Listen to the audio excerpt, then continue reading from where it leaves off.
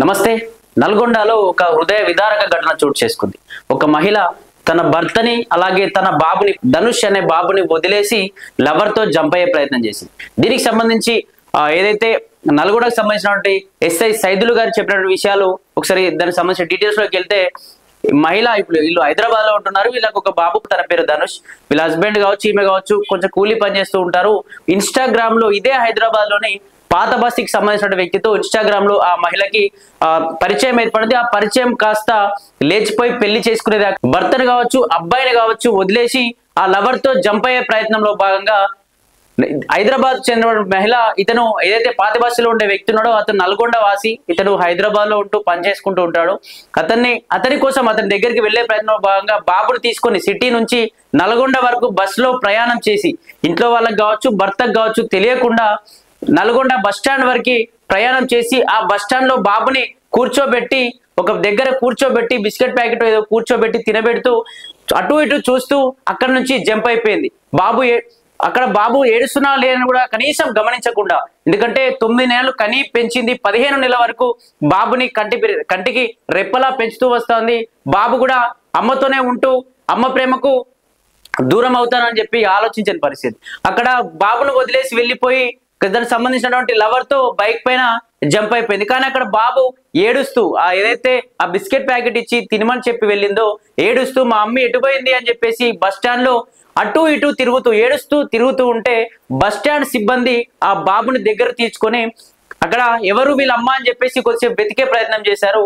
కానీ అతను ఏడుస్తూ అమ్మ అమ్మ అంటూ ఏడుస్తూ కూడా అంటే ఉంటున్న పరిస్థితి. అంటే అక్కడ ఉన్న వ్యక్తి ఎవరైతే ఉన్నారో ఈ బాబు అమ్మని ఖచ్చితంగా గుర్తుపెడతాడు. ఆ మందిలో వాళ్ళ అమ్మ లేకపోవడంతో మా అమ్మ ఎటుపోయింది, నేను ఒంటరైపోయాని చెప్పేసి బాధతో కుమిలిపోయి ఏడుస్తున్న పరిస్థితుల్లో ఏదైతే ఈ డిపో సిబ్బంది, నల్గొండ డిపో సిబ్బంది ఆ బాబుని దగ్గరికి చేరదీసి దానికి సంబంధించిన నల్గొండ 2 టౌన్ పిఎస్ కి అయితే ఫోన్ చేసి పోలీసులను పిలిపించి దీనికి సంబంధించి అక్కడ బస్టాండ్ లో, నల్గొండ బస్టాండ్ లో ఉన్నటువంటి ప్రతి సీసీ ఫుటేజ్ వెతకగా ఒక సీసీ ఫుటేజ్ లో మహిళ వేరే వ్యక్తి యొక్క, అయితే హైదరాబాద్ పాత బస్సులో ఉన్నటువంటి వ్యక్తి యొక్క బైక్ పైన వెళ్తూ నవ్వుకుంటూ బైక్ పైన వెళ్తూ ఉన్నటువంటి ఆ దృశ్యాలను చూసి అక్కడ ఉన్నటువంటి బాబు, ఆ సీసీ ఫుటేజ్ చూసినటువంటి బాబు అమ్మ అమ్మ అని ఏడ్చి మా అమ్మ అంటూ ఏడుస్తూ ఉండడంతో ఆమెనే ఉన్నట్టుంది, బైక్ పైన వెళ్తుంది ఎవరితోనో అని చెప్పేసి దానికి సంబంధించి పూర్తి డీటెయిల్స్ కనుక్కునే ప్రయత్నం చేయగా ఈమెకి ఇన్స్టాగ్రామ్ లో ఈ పాత బస్సులో ఉన్నటువంటి వ్యక్తితో పరిచయం ఏర్పడింది అని, ఆమె తన హస్బెండ్ కావచ్చు, తన బాబుని కావచ్చు వదిలించుకొని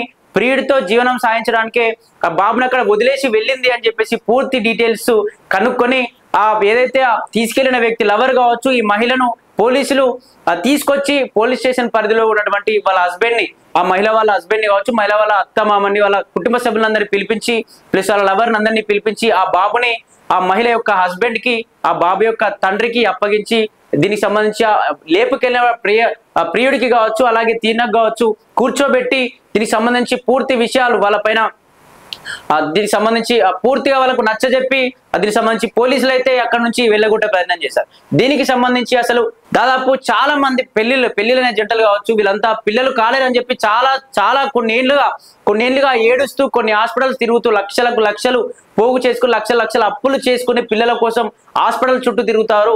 ఇట్లాంటి హాస్పిటల్ చుట్టూ తిరుగుతున్నప్పుడు టెస్ట్ ట్యూబ్ ఏదైతే సృష్టి టెస్ట్ ట్యూబ్ బేబీ సంబంధించిన ఇన్స్టిట్యూట్ లాంటి వాళ్ళు ఉట్టినే ఫాలో అయి వెళ్తా ఉంటారు. ఎందుకంటే పలాని వాళ్ళకు అక్కడికి వెళ్తే ఆ బిడ్డ పుట్టిందనో లేకపోతే పలాని వాళ్ళకు అక్కడ ప్రెగ్నెన్సీ వచ్చిందనో చెప్పేసి ఇట్లా ఏది పడితే అది నమ్ముతారు. ఎందుకంటే ఆ టైంలో వాళ్ళు అనుభవించే బాధ ఎట్లా ఉంటుందంటే పిల్లలు లేరు అని చెప్పేసి ఎటువంటి ఆ పూజలకు సంబంధించిన వాటిలో ఇన్వాల్వ్ చేయకపోవడం, అసలు పట్టించుకోకపోవడం, నువ్వు గొడ్డురాలు అంటూ ఇంట్లో వాళ్ళు నిందించడం, హస్బెండ్ నిందించడం, ఇట్లాంటి వాటి వల్ల మహిళలు కూడా ఎంతో దుఃఖానికి లోనై ఏదైతే సృష్టి టెస్ట్ ట్యూబ్ లాంటి వాటికి ఫాలో అవుతారో లేకపోతే కొన్ని హాస్పిటల్స్ లో ఉన్నటువంటి ఇట్లాంటి ఫాలో అయ్యి వాళ్ళు ఏదైతే సృష్టి టెస్ట్ ట్యూబ్ బేబీ సంబంధించినటువంటి ఒకరి వీర్యాన్ని ఇంకోళ్ళకి పంపించి వేరే వాళ్ళ యొక్క పిల్లల్ని మనం కరడం, ఇట్లాంటివి జరుగుతూ ఉంటాయి. ఇట్లా జరిగిన తర్వాత వేరే వాళ్ళ వీర్యం మనలోకి వచ్చిందంటే నా హస్బెండ్ యొక్క వీర్యం రాలేదు, వేరే వ్యక్తి వచ్చిందంటే నా పిల్లాడు కాదు, లేకపోతే నా అమ్మాయి కాదు అని చెప్పేసి అది వెలుగులోకి వచ్చిన తర్వాత వెలుగులోకి వచ్చిన తర్వాత బయటకు వస్తే వాళ్ళు ఎంత బాధ అనుభవిస్తారు.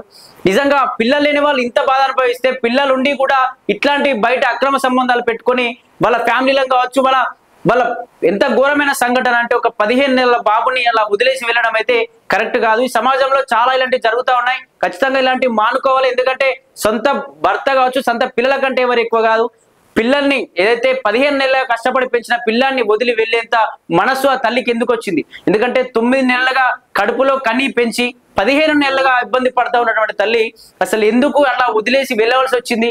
మరి నిజంగా అసలు ఏం జరగబోతుంది ఈ కేసు విషయంలో అని చెప్పేసి చూడాలి.